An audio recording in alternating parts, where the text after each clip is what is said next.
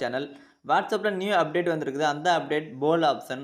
உங்க குரூப்ல உள்ள மெம்பர்ஸ் கிட்ட நீங்க ஏதாவது ஒரு டிசிஷன் எடுக்கிறதுக்கு இந்த ஆப்ஷனை யூஸ் பண்ணிக்கலாம். யூடியூப்ல இந்த ஆப்ஷன் இருக்கு. இந்த ஆப்ஷனை யூடியூபர்ஸ் யூஸ் பண்ணுவாங்க.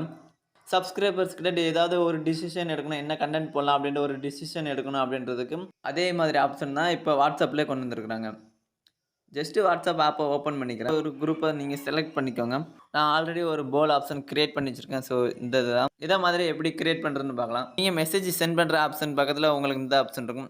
அதை ஜஸ்ட் கிளிக் பண்ணிக்கோங்க. கிளிக் பண்ணனே உங்களுக்கு கீழே போல் அப்படின்ற ஒரு ஆப்ஷன், அந்த ஆப்ஷனை ஜஸ்ட் கிளிக் பண்ணிக்கோங்க. ஃபஸ்ட்டு உங்களுக்கு கொஸ்டின் அப்படின்னு இருக்கும். அதில் என்ன கொஸ்டின் கேட்க போகிறீங்களோ அதை என்டர் பண்ணிக்கோங்க. ஃபார் எக்ஸாம்பிளுக்கு நான் இப்போ ஸ்கூல் ரீ ஓப்பன் டேட் அப்படின்ட்டு ஒரு கொஸ்டின் கேட்டுக்கிறேன். கொஸ்டினை என்டர் பண்ணிட்டு அடுத்த ஆப்ஷன்ஸ் கேட்கும். அதில் ஆப்ஷன்ஸ் கொடுத்துக்கோங்க. நான் ஒரு டேட்டை ஃபிக்ஸ் பண்ணிக்கிறேன்.